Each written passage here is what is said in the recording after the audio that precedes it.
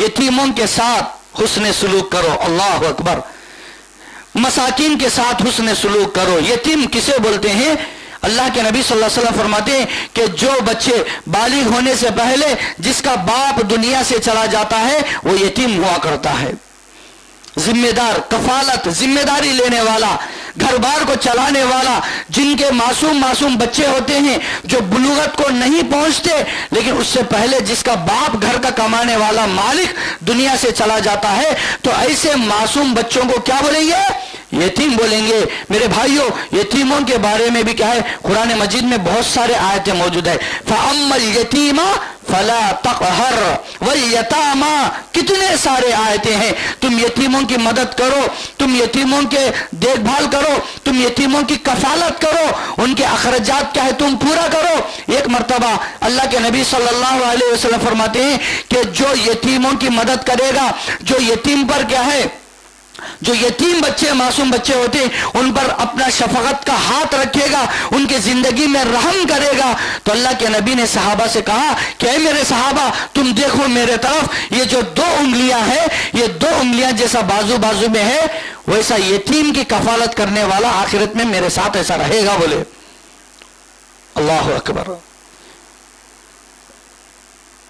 यतीम की कफालत करने वाले नबी के कायम मकाम पर रहेंगे। वो कौन भी रहेंगे, वो मैं भी हो सकता हूं, किसी यतीम बच्चे को मैं भी ले सकता हूं, उसकी कफालत कर सकता हूं, उसके पूरे अखराजात कर सकता हूं। अल्लाह ताला हमें एक जरिया बनाता कि तू ऐसा भी नेकी कमा सकता, तू ऐसा भी खिदमत करके मुझे राजी कर सकता। अल्लाह ताला एक जरिया बनाता मेरे भाइयों। लेकिन आज क्या है, आज हम लोग उसका एहसास नहीं रखते।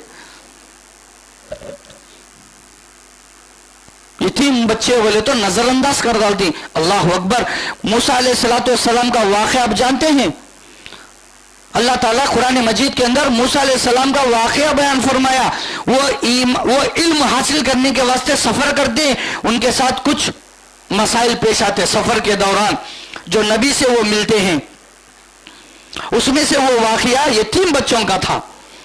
वाक़या तो बड़ा लंबा है, लेकिन मैं बताना चाहता हूं कि यतीम क्या होता है।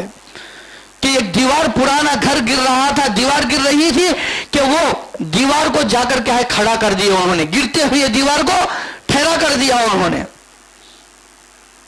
हालांकि वहां के रहने वाले इनको मेहमान नवाजी नहीं करे, खिलाए पिलाए नहीं, भूखे प्यासे थे ये मूसा अलैहिस्सलाम, ये जो भी नबी साथ में थे ये भूखे प्यासे थे कि उन्होंने उनको खिलाया पिलाया नहीं। जब ये गांव वालों की जो घर की दीवार गिर रही थी, वो पुराने घर को खड़ा कर रहे थे, तो मूसा ने कहा कि ये लोग हमारी मेहमान नवाजी नहीं करे, हमको खिलाए पिलाए नहीं, पूछने के बाद भी तुम क्यों इनकी मदद करते हैं। तो वो नबी बोलते हैं कि ये जो पुराना घर दीवार है, ये 2 यतीम बच्चों का है, जिसके माँ बाप वो दीवार के नीचे क्या है कुछ खजाना छपा के रखा था उन बच्चों के मुस्तकबिल में, फ्यूचर में उनको फायदा होने के वास्ते।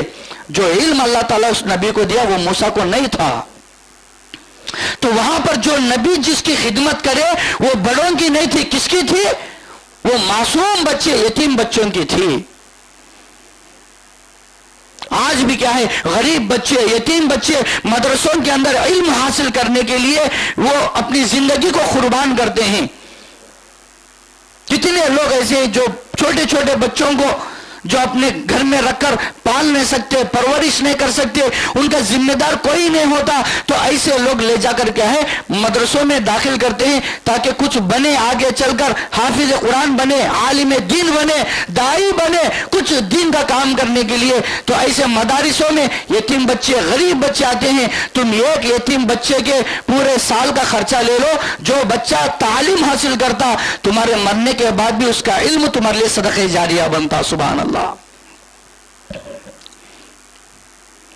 अल्लाह के नेक बंदे हैं यतीम बच्चों पर कफालत करने वाले, उनकी खिदमत करने वाले।